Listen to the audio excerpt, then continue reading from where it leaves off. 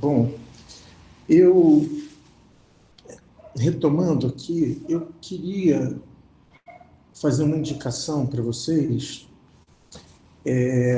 Se vocês quiserem começar a ler sobre o ator dito, sobre la langue, né, a língua,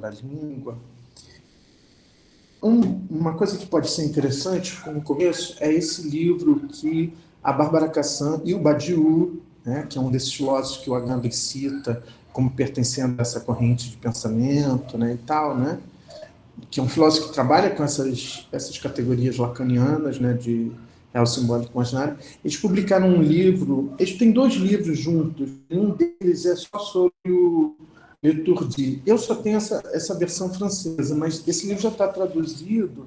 Deixa eu botar aqui o modo de apresentação de tela.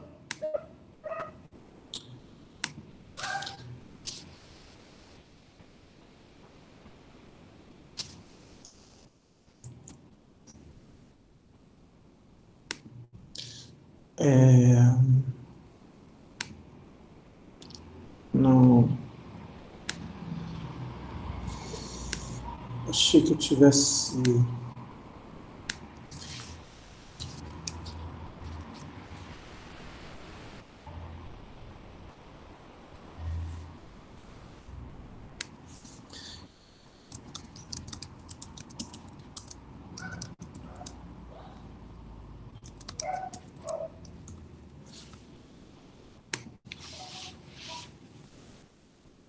Então é esse livro aqui, ó. Não há relação sexual, duas lições sobre o ator dito de Lacan. Né? É um livro que a Bárbara Cassin, que é uma filósofa que eu estudo há muitos anos, né, com quem eu fiz o meu pós-doutorado em Paris, ela escreveu dois livros junto com Alain Badiou, né, eles são muito amigos, embora eles tenham pensamentos muito diferentes, né, assim,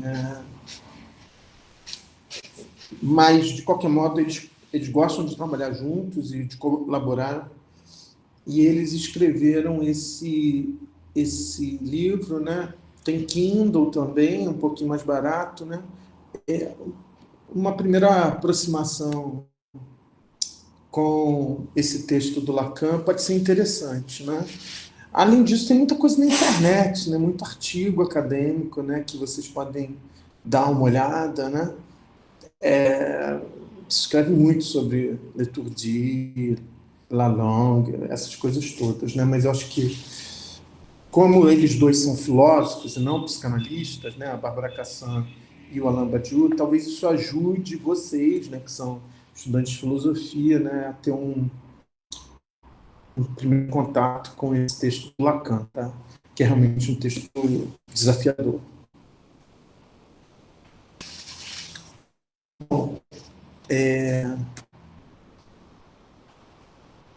Essa questão que eu estava falando, né, essa questão dos modos, né, das modalidades, né, do necessário, do possível contingente, ela é muito importante.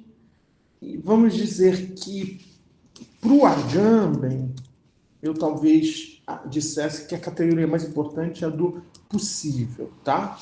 Porque essa categoria, que no caso tem a ver com o conceito de potência do Agamben, que é um conceito muito importante no pensamento dele, né?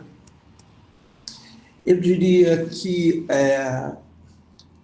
o possível é o conceito mais importante, mas também que, que o contingente também é um conceito importante, sobretudo se a gente pensar que essa conferência que ele faz no colóquio Lacan com os filósofos é de 1990, e aí, em 1993, ele publica um livrinho que é Bartleby ou da Contingência, que é um livrinho que foi publicado no Brasil pela Autêntica, né? Eu fiz a revisão da tradução, né? onde essa categoria da contingência, que é uma das modalidades, né, um dos modos, né, se torna bastante central para o Agamben, né? Mas eu diria que a categoria mais importante para o Agamben é a categoria do possível. E para o Lacan, eu diria que a categoria mais importante é a do impossível. Porque a categoria a qual ele pensa o real, mas também a categoria da contingência é uma categoria muito importante para o Lacan e para a psicanálise, né? Para a psicanálise de orientação lacaniana. Então, mas de qualquer modo, tanto Lacan quanto o Agamben são um ponto em comum entre eles, eles são muito ligados às modalidades, aos modos. Lacan mais numa perspectiva da lógica, né? E o Agamben mais numa perspectiva da ontologia, ética. Vamos dizer, Lacan mais numa perspectiva lógica e ética, lógico-ética, e o Agamben mais numa perspectiva ontológico-ética, né? Então,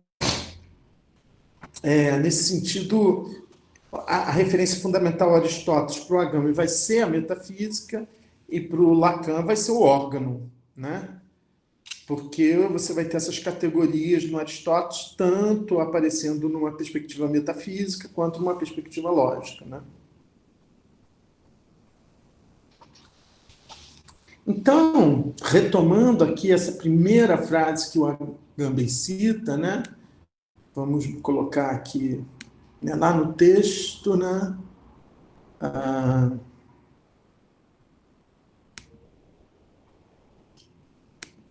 Então, consequentemente, o problema está aqui. Se tal a estrutura, como se acede ao real? Como é possível para o ser falante encontrar o real? Ora, vocês conhecem a resposta de Lacan em O Ator Dito. O discurso psicanalítico toca no real ao encontrar o impossível, né? Então, é uma citação, ao mesmo tempo não é uma citação, né? Porque é uma citação na qual ele reconstrói a frase, né? A frase está aqui, né? Lembro que é pela lógica que esse discurso, o discurso psicanalítico, toca no real ao reencontrá-lo como impossível, onde é esse discurso, né, o discurso psicanalítico, que a leva, né, que eleva a lógica à sua potência extrema, ciência de ser eu do real, né? Então,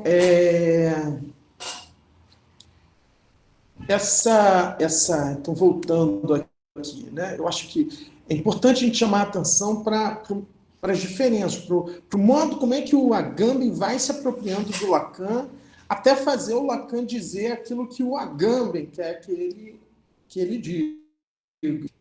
Então, o Agamben ele ignora a questão da lógica apontada por Lacan, né? Então, e aí ele vai dizer,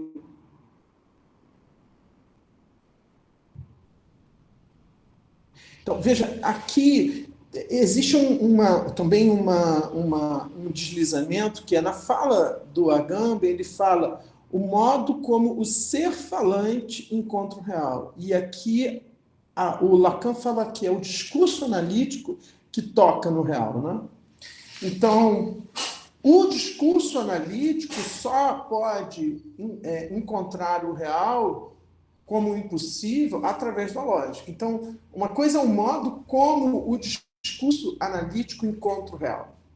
E outra coisa é o modo como o sujeito, como o ser falante, encontra o real. São duas coisas diferentes, né? Quer dizer, a psicanálise é através da lógica que ela encontra o real como impossível, né? Que ela toca no real ao encontrá-lo como impossível, né? Agora, o que é um encontro do ser falante com o real, né? A gente falou um pouco sobre isso já lá quando a gente estava abordando quando a gente estava abordando, a conferência, né, o simbólico real imaginário, né, ou então quando a gente estava abordando o texto do Jean-Claude Miner, né, sobre o real simbólico imaginário, né, quer dizer, que esse encontro com o real se dá num instante de horror, né, que na verdade esse encontro com o real ele é exatamente pensado como um instante em que o nó se desfaz, em que os registros se desamarram, né? Porque aí seria um encontro com o real não mediado pelo simbólico nem pelo imaginário, né? Um real dessimbolizado, desimaginalizado, e esse instante é pensado como um instante de horror, né? Então, esse impossível aí, ele tem uma dimensão lógica, mas ele também tem uma dimensão, vamos dizer assim, usando uma palavra um pouco indefinida, ele tem uma dimensão existencial também. Ele tem uma dimensão de um patos, né? Então, o horror, por exemplo, diz esse patos, né? Embora o Jean-Claude Minelli também coloque a possibilidade de que isso seja uma experiência também de gozo, né? Ele não coloca como o horror como um modo exclusivo de encontro com o real, né? Então,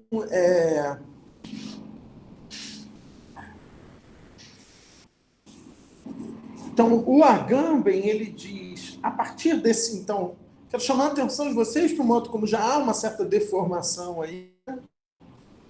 Ele diz assim, a partir de então, a questão que vai conduzir a exposição é o que significa para um discurso, para um ser falante, né? Então, se coloca como equivalente duas coisas distintas, né? É isso que eu estou tentando, isso para que eu estou chamando a atenção de vocês, né? Ou seja, o que significa para um discurso, para um ser falante, o que significa para o discurso psicanalítico encontrar o real, o que significa para um ser falante encontrar o real, né? Essas duas coisas que são duas coisas distintas, embora elas estejam relacionadas, obviamente, né? Mas vocês percebem que o Agamben estabelece uma espécie de equivalência, né? Então, quando ele diz o que significa para um discurso, vírgula, para um ser falante, por quê? Porque a formulação do Lacan que ele cita é o discurso, né? O discurso que toca no real é encontrado como impossível, no caso do discurso psicanalítico. Mas para o Agamben, a questão dele é como é possível para o ser falante encontrar o real, né? Porque é esse ser falante que vai fazer o experimento em língua, né? E que ele vai tentar pensar até o fim da conferência que fazer uma análise é necessariamente fazer um experimento em língua, né?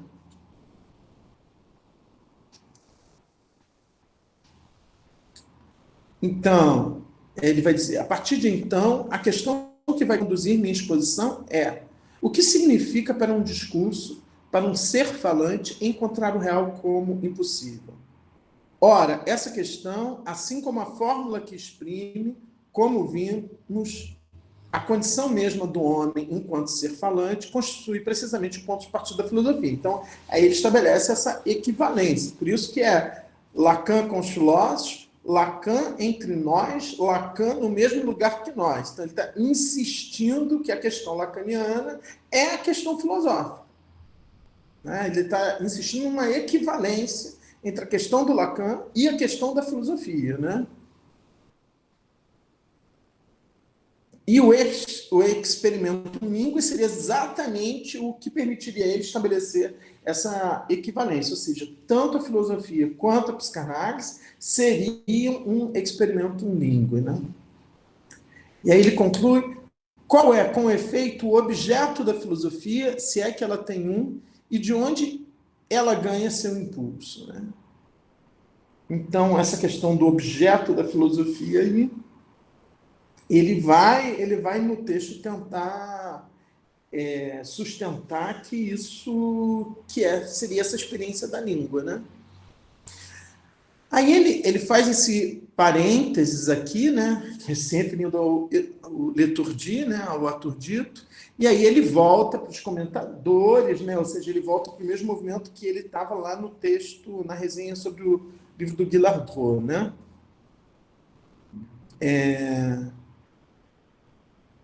Então ele repete exatamente aquilo que ele já, né, mostrando a coisa do laço, né, dos três registros, né, as categorias do Aristóteles, né?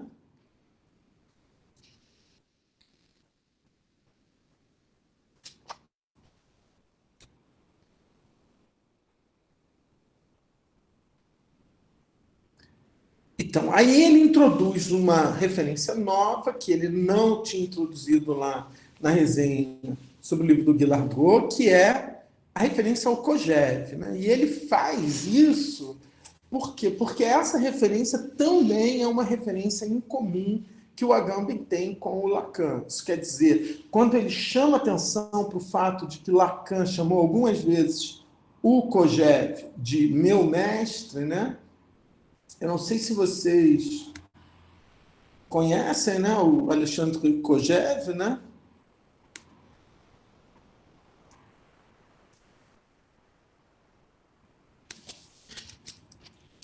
Ele é muito famoso, bom, tem vários livros publicados em português, né, no Brasil, né? Mas eu acho que a coisa que tornou ele mais famoso e que ele é mais conhecido é através do curso dele, né, sobre a fenomenologia espírita do Hegel, que realmente é um divisor de águas no pensamento francês, né? Ou seja, Lacan assistiu a esses cursos, né, na década de 50, eu acho, final da década de 40, início da década de 50 do século passado, né? Isso vai ter uma importância muito grande para o Lacan, sobretudo para o primeiro, para o primeiro não, para esse segundo momento do ensino Lacan, que é o Lacan do simbólico, né? Então, Lacan do seminário 1, seminário 2, muito influenciado pelo Kojève, pelo Hegel através do Kojève, né? E o Kojève também é um autor muito importante para o Agamben, né? Então, isso é um ponto muito interessante. Já me referi várias vezes, né? É que o Agamben e o Lacan eles têm muitas referências comuns, né? O Agamben tem uma enorme admiração pelo Kojève. Um dos lugares onde essa relação do Agamben com o Kojève vocês podem vê-la é nesse livro do Agamben, O Aberto, o Homem, o Animal. Né? Esse livro, ele começa o livro falando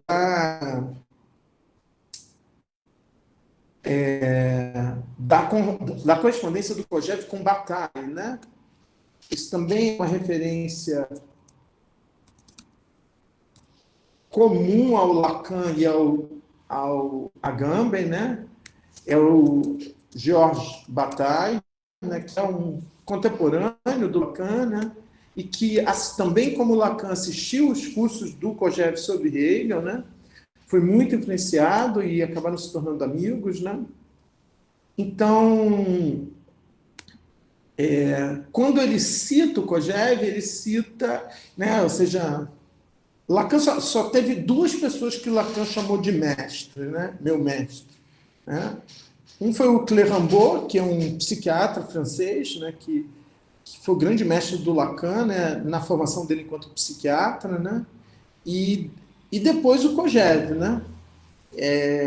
Ou seja, nem Freud, o Lacan nunca chamou Freud de meu mestre, né? O Lacan sempre se disse freudiano até o fim da vida, né? Mas essa designação de mestre, né? Então, quando ele diz isso, ele também está puxando uma referência comum ao Agamben. E puxando não só uma referência comum, mas ele está puxando uma referência comum que vai tematizar exatamente isso que ele, Agamben, quer tematizar e que ele acha que o Lacan também tematiza, né? Que é essa ideia de que é uma citação do Ensaio de uma História Racional da Filosofia Pagã, né, que é um outro livro do Kojève, que está traduzido para o português, acho que saiu pela... Esqueci agora o nome da editora. Então, quando ele diz a filosofia é um discurso que pode falar de tudo, sobre a condição de falar também, e antes de tudo, do fato de que fala disso, num certo sentido, ele está usando essa frase do Kojève como uma frase que antecipa uma outra frase do Leturdi que ele vai citar, e é a frase, a grande frase, né? Essa frase...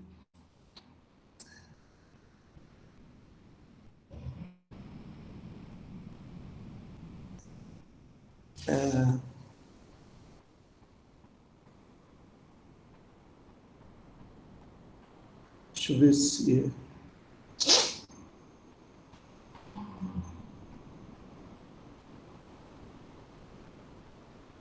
Bom, a frase é essa daqui, ó, é a frase com a qual o Lacan praticamente abre esse texto aturdito, que ele, não é uma frase, né, ele lembra, são duas frases, né, um período com duas frases, né,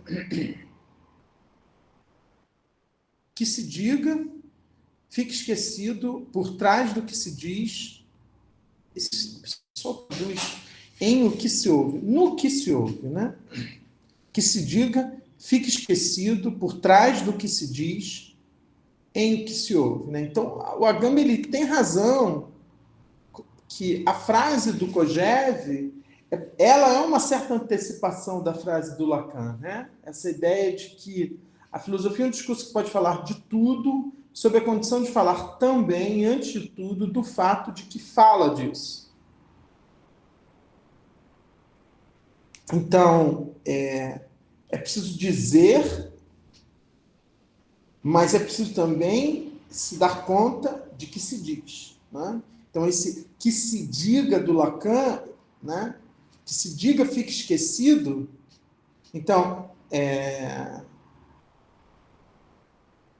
a frase do Kojève é que não se esqueça, que não fique esquecido, que se diga, né? O que quer que você diga, é preciso não esquecer uma outra coisa que não é o que você disse, mas o fato de que você disse, que se diga, né?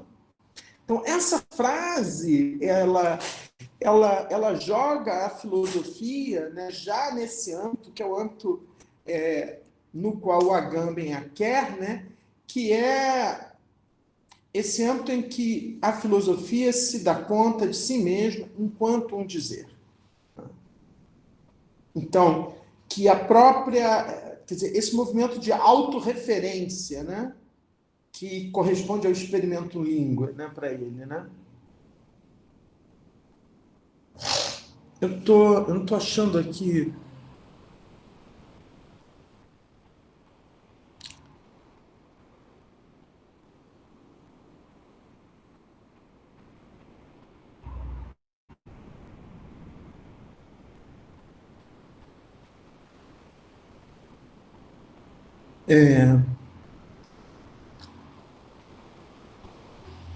Ah, tá. Ele vai dizer aqui, tá vendo?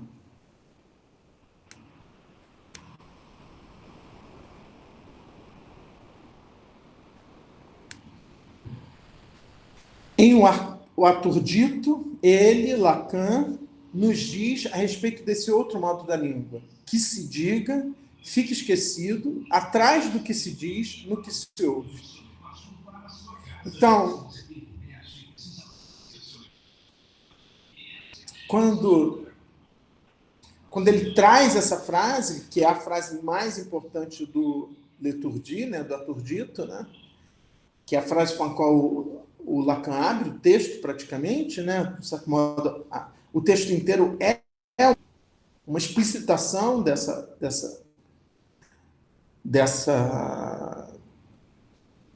tensa, né, dessas duas frases. Né? Então, esse que se diga, ele já está aparecendo antes, né, do Agamben citar, né, quando ele diz que se diga fica esquecido, aí ele diz, o Agamben, todo discurso que se esquece de que se fala,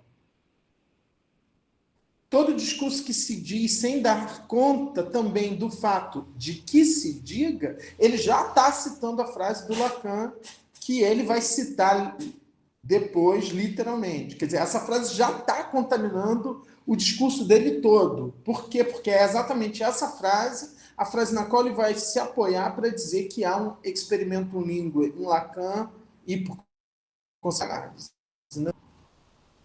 E, ao mesmo tempo, ele traz o Kojève, que é o mestre do Lacan, que também já disse isso ao seu modo, né? A filosofia é um discurso que pode falar de tudo, sob a condição de falar também, e antes de tudo, né, do fato de que fala disso, do fato de que se fale disso, de que se diga. Né? Todo discurso que se esquece de que se fala. Então, veja, existe aí, quando eu introduzo isso, existe uma dimensão ética inevitável. Por quê? Porque lembrar dessa dimensão, lembrar dessa dimensão que se diga, né, o fato de dizer, remete à fala, à linguagem, para a dimensão do ato. E o ato é sempre do âmbito da ética. Então, falar é um ato. E isso quer dizer que falar é mais que uma ação. Né? É não só uma ação, né? Porque uma ação é qualquer movimento que eu faço com o meu corpo. Né? É mais que uma ação. Né? É também uma ação. Falar também é uma ação, mas é mais que uma ação. É um ato. Isso quer dizer que eu decido o que eu vou falar. Né? Então, sempre está em jogo uma dimensão que é uma dimensão ética. Que quando eu trago essa dimensão de ato da fala, né, de um dizer, né, essa dimensão ética, ela retorna, né, ela se explicita. Né? Então, a linguagem não é só do âmbito da lógica, ela é do âmbito da ética. Né? Então, todo discurso que se esquece de que se fala, todo discurso que se diz sem dar conta do fato de que se diga, não é nesse sentido um discurso filosófico. Né? Então, isso que o... É incrível isso, né? Que o Agamben faça isso, né? Sem nenhum pudor, sem nenhum constrangimento, né? É dizer, é pegar a frase do Lacan, que se diga, fique esquecido, e colocar que se lembrar que se diga é aquilo que constitui o discurso filosófico.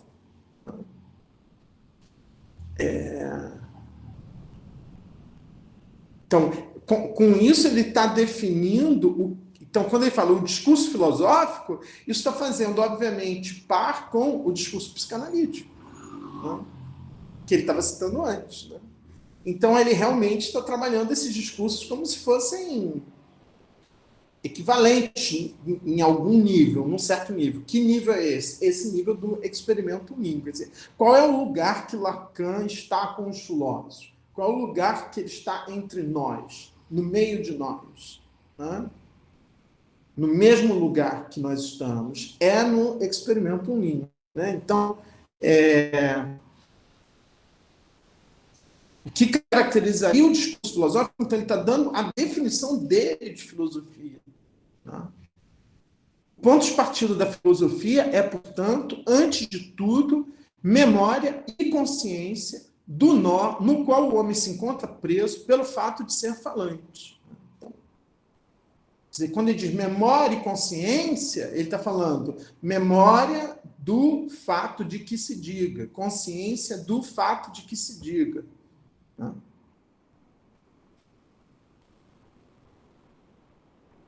Do fato de ser falante. Né? Isso quer dizer, fazer a experiência de que se é falante. E é isso que ele quer entender. O que é essa experiência de ser falante? Né? Aí ele vai dizer, abraçado ao ser pela linguagem, ele é separado dele, do ser, né? O ser falante, por aquilo mesmo que o liga a ele, né? Então, a linguagem me liga ao real, mas também me separa do real. Né? Por quê? Porque na medida em que é através da linguagem que eu me relaciono com o real, a linguagem ela cumpre ao mesmo tempo essa função de me ligar e também de me separar do real. Né? Por quê? Porque eu estou abraçado ao ser pela linguagem. Então, eu estou separado do ser por aquilo mesmo que me liga a ele. Também, para apreendê-lo, ele deveria primeiro deixá-lo. Então, para aprender o ser, através da linguagem, eu preciso me despedir do ser, como alguma coisa a qual eu pudesse ter um acesso direto. Né? E aí ele diz... Mas o que quer dizer aprender? Apreender que se diga. Você vê, ele ainda não citou a frase do Lacan, a frase do Lacan que se encontra na abertura, né, do Leturgie, mas ele já está usando, né, porque ele já está entendendo essa frase como um experimento em língua. Né? Mas o que quer dizer apreender que se diga? Compreender o próprio nó e seu desenlace. Né? Então, são as duas coisas. Né? Como é que a linguagem me liga ao real e como é que ela me separa do real, né?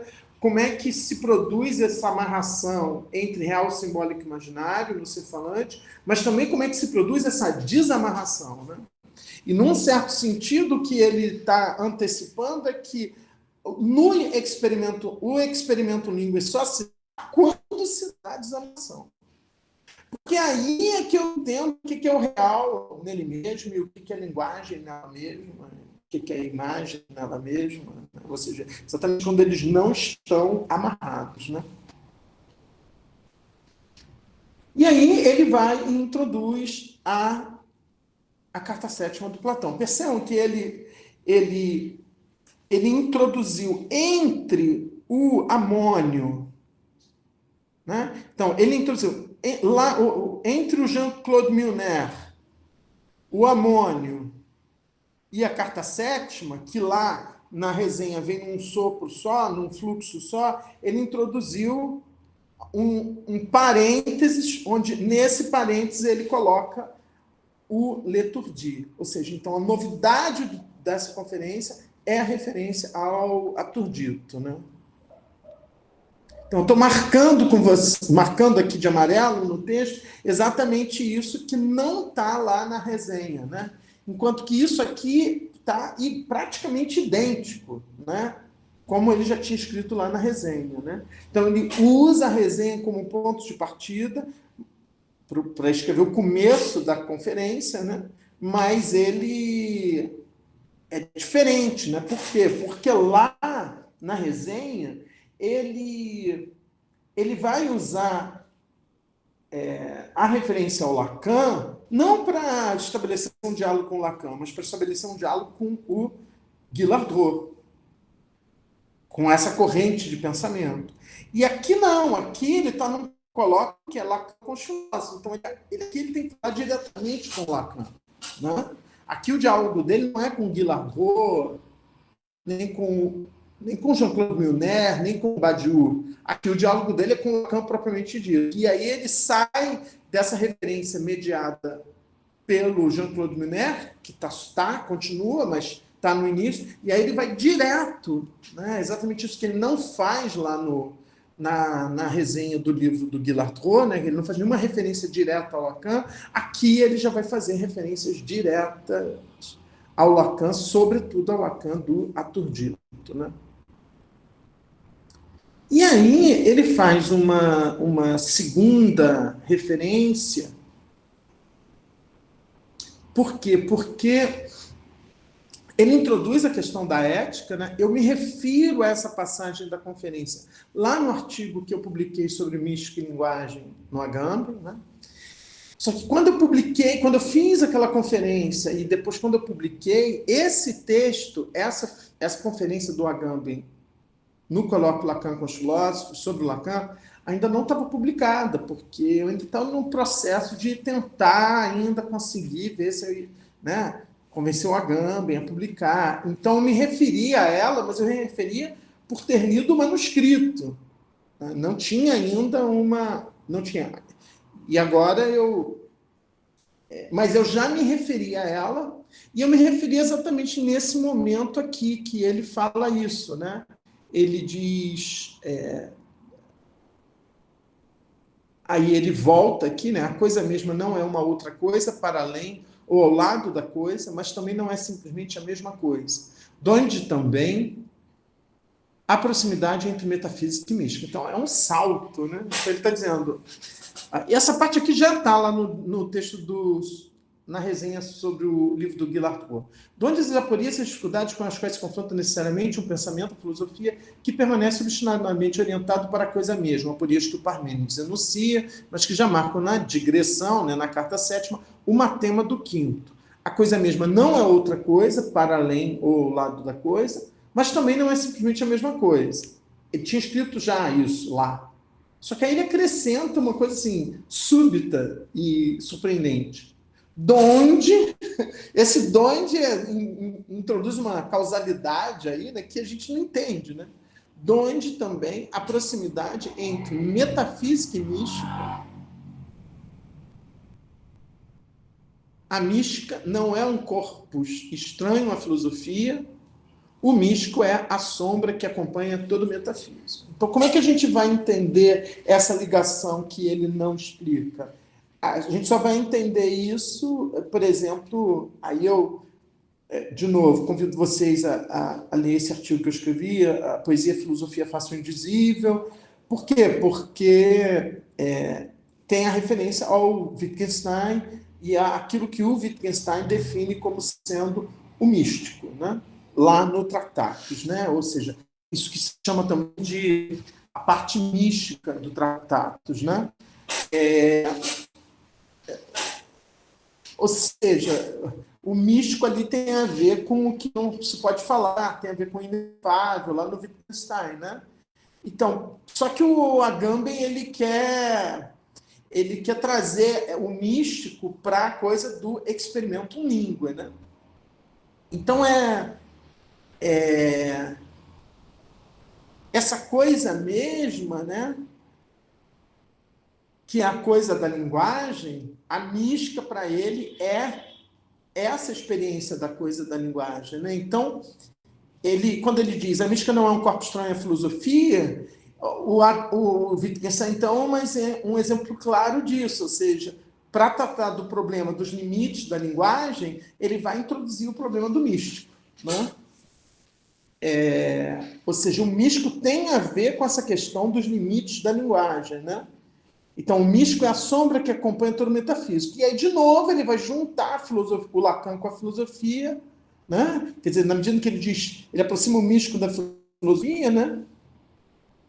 Ele vai dizer, vocês se lembram de que, em mais ainda, Lacan coloca seus escritos entre os escritos dos místicos.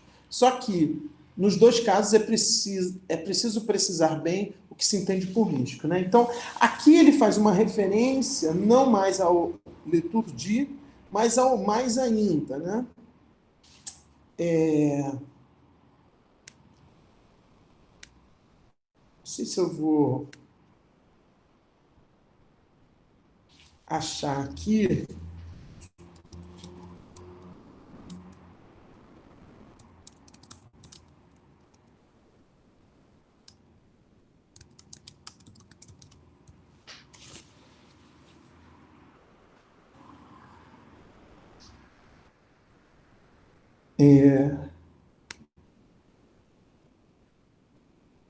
Vocês sabem que a capa, né, do seminário 20 do Lacan, né,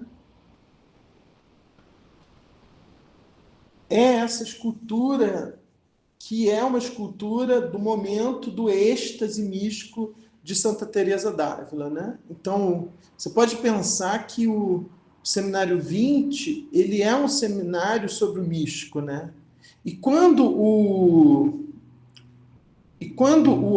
Lacan está falando do místico, né? Talvez a gente possa falar sobre isso um pouco da próxima vez, né?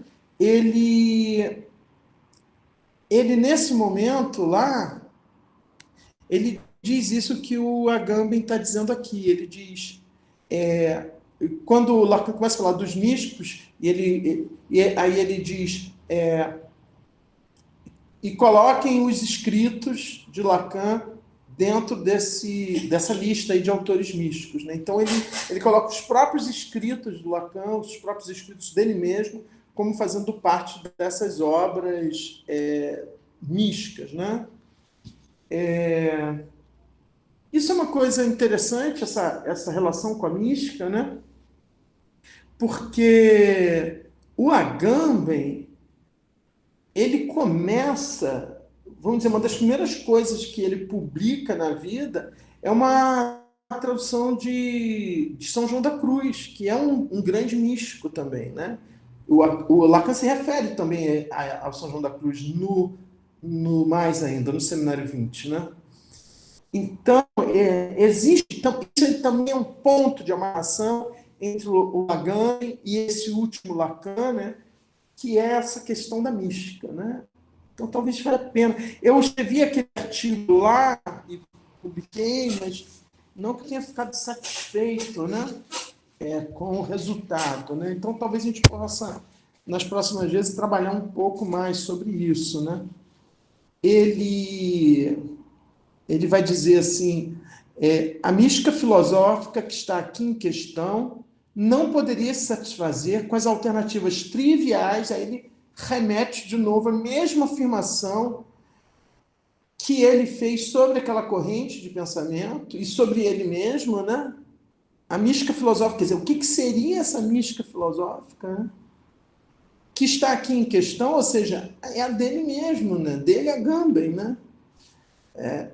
A mística filosófica que está aqui em questão não poderia se satisfazer com as alternativas triviais, efável e inefável, linguístico e não linguístico, racional e irracional. Da posição do indizível, ela não conclui simplesmente com a sigética, nem com o falatório. Ora, é exatamente a mesma coisa que ele diz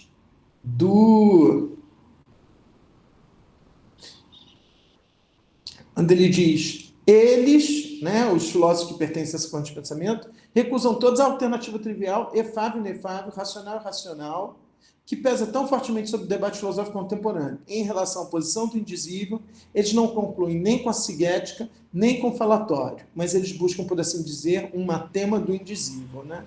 Então, vocês veem que ele está, de certo modo, dizendo dessa mística filosófica a mesma coisa que ele disse desses autores. Então, ele está falando desses autores como se esses autores pertencessem a essa mística filosófica. Né? E quando ele diz essa alternativa sigética, ou seja, o falatório ou o silêncio, né?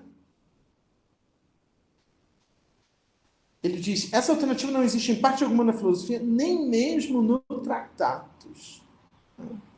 Então, volta essa referência ao Tractatus, né? E ele vai dizer, o indizível é, por assim dizer, de novo, a referência aqui, a coisa da linguagem. O que a linguagem não faz senão dizer, né? Então, é exatamente a singularidade que a linguagem deve significar não é um inefável, mas o supremamente dizível, a coisa da linguagem, né? E aqui ele diz, o indizível é, por assim dizer, a coisa da linguagem, o que a linguagem não faz senão dizer. Né? Então, e o que é que a linguagem não faz senão dizer? Né? É que toda vez que eu falo, o que quer que eu fale, há sempre uma outra coisa que é o fato de que eu estou falando. Tá? E é isso que isso que a linguagem está sempre dizendo, permanentemente dizendo. Tá? Então, então, quando ele fala aqui, trata-se, portanto,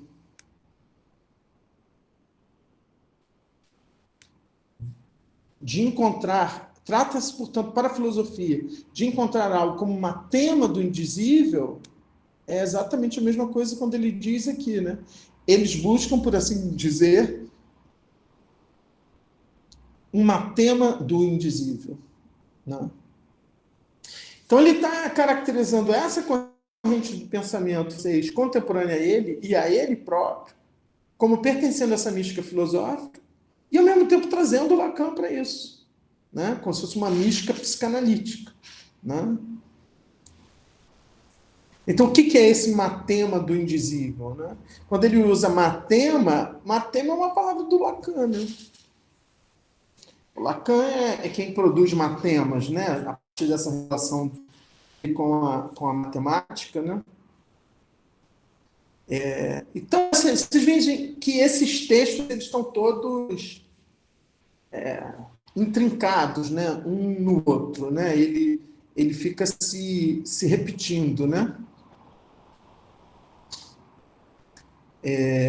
E aí ele vai repetir o comentário da carta sétima, né? Que a coisa mesma não é indizível, mas ela é alio modo dizível, ela é dizível de um outro modo, né? E, enfim, ele vai, até que ele vai chegar ao aturdito, mas antes ele vai fazer referência à língua, à lalanga, enfim, mas eu acho que eu vou ficar por aqui hoje, porque se eu entrar nisso agora, daqui a pouco já vai terminar o nosso tempo. Vocês querem colocar alguma questão antes da gente concluir? Alguma pergunta? Algum espanto? Algum atordoamento? Algum, sei lá, tipo, nossa, qualquer uma interjeição?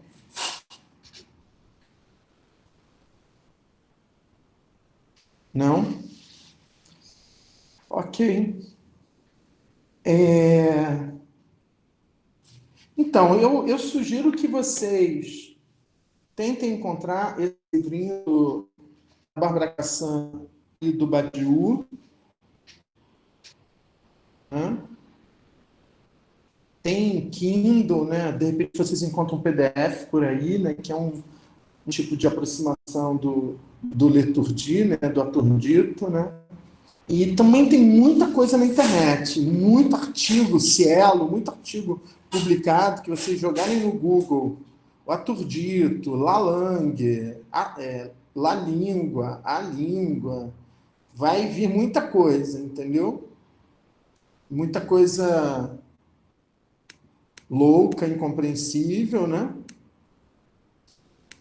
Mas também, de repente, alguma coisa que possa ajudar, né? Ainda mais que eu imagino que, meio que para todo mundo aqui, é uma experiência nova, né? De ter contato com esses textos e com Lacan e com a psicanálise, né?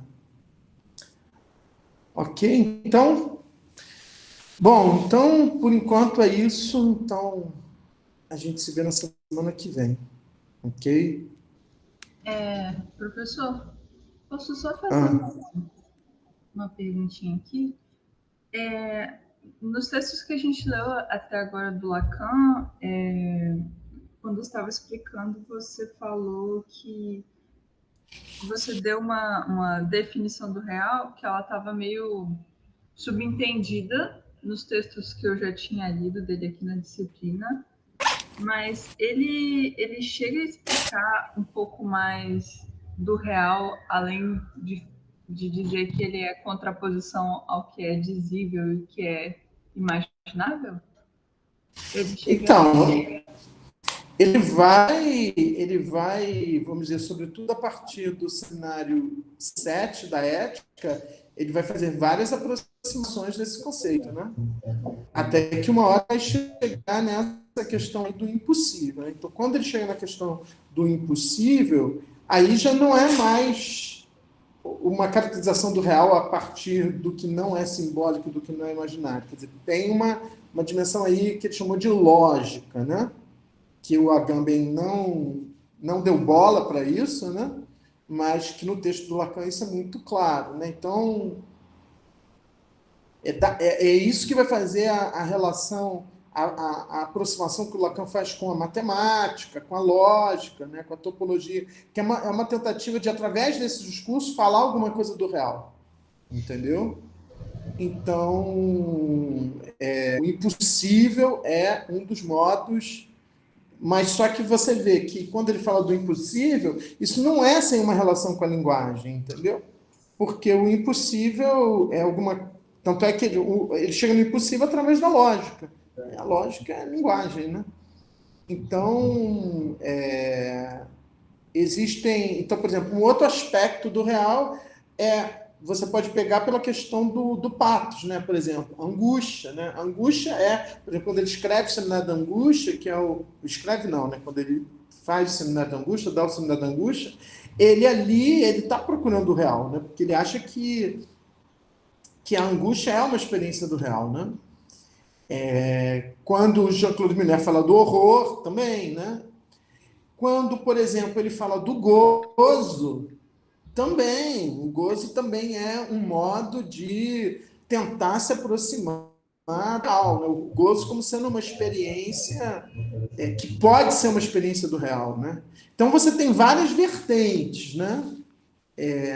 Isso varia, isso vai depender sempre de que momento do ensino do Lacan que você está, né?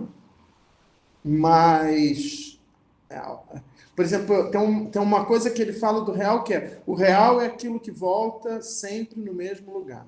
Isso é um outro modo dele definir o real, né? Então, aí quando ele fala isso, ele está falando do quê? Ele está falando ele está remetendo a um conceito do Freud, que é um dos conceitos do Freud através dos quais ele acha que o Freud está pensando o real, que é o conceito de repetição, né? A repetição é alguma coisa que diz respeito ao real, né? O que é o real? Um dos modos de você dizer o real é o real que se repete, né? Então, tem vários modos, né, ao longo do percurso dele. Agora, nesse momento aqui, como você viu, né, no Arthur Dito, ele vai privilegiar essa dimensão lógica, essa dimensão modal, essa dimensão do impossível. Tá? Não sei se eu ajudei um pouco a esclarecer um pouquinho. Ajudou. Na verdade, sim, eu fico um pouco me perguntando, porque eu lembro muito daquele texto que a gente fez estudo nas disciplinas passadas, que foi a conferência do Wittgenstein, e lá ele, quando vai falar sobre uma questão de linguagem, ele diz muito do sense e do nonsense, né? Ele diz que certas afirmações fazem sentido, mas que outras são afirmações éticas e por isso elas são, né? Isso é excelente, porque isso vai dizer, vamos dizer assim, então isso é um outro modo muito bom, ainda bem que você trouxe, que é o quê? Um dos modos também lacanianos de dizer o que é real é dizer que o real é o que não tem sentido. Pois é, aí eu lembrei que você vai dizer que o Agamben vai pegar exatamente essa parte do Wittgenstein. Até anotei esse nome, mas eu perdi aqui. Que o Wittgenstein, o que vai ser... O Agamben vai pegar no Wittgenstein o que vai ser real para ele é exatamente onde se dá esse nonsense, não é isso? Para o Wittgenstein ou para o Agamben? Perdão. Para o Lacan, o real é o impossível, o que o Wittgenstein chama de nonsense nas conferências. Isso, então, é exatamente isso que o Wittgenstein chama de sem sentido, que é o âmbito da ética. Ora, é exatamente essa relação entre o sem sentido, também o Lacan vai articular com a ética. Por quê? Porque onde é que o Lacan introduz, de fato, uma tentativa de pensar o real no ensino dele? É no seminário da ética. Quando ele chega e diz: a ética não tem a ver com o imaginário, a ética não tem a ver com o simbólico, a ética tem a ver com o real. Ou seja, a ética tem a ver exatamente com o sem sentido. Então, nesse sentido, o movimento do Wittgenstein, do Lacan e do Agamben, dos três, é absolutamente idêntico, com a diferença de que, para o Wittgenstein, isso tem um caráter meramente negativo. Ou seja, quando ele diz a ética tem a ver com isso, isso significa para ele que a gente não pode falar nada sobre a ética, porque a ética é do campo do sem sentido, e a fala para ele é do campo do sentido. Então e aí para ele, então, encerrou o assunto. Então, ali onde para o Wittgenstein encerrou o assunto, é ali que exatamente o Agamben e o Lacan começam o assunto. Né? Começam o assunto. Isso quer dizer que, para o Lacan, isso é muito claro, né? Na ética, o sujeito... por exemplo, eles concordam com o Wittgenstein de que não é possível uma ciência da ética. Né? Eles concordam totalmente. Mas isso não quer dizer que... Porque, para eles, a ética é do campo da não-ciência. Né? Mas isso não quer dizer que, com isso, eu encerrei o assunto da ética. Né? Mas isso eu tenho essa vontade de dar um curso sobre seminário da ética na graduação em filosofia, que uma coisa que eu adio muitos anos, né? Quem sabe está próximo, né? Mas a gente continua conversando sobre isso. Sim, bacana. Bom, eu vou interromper aqui a gravação.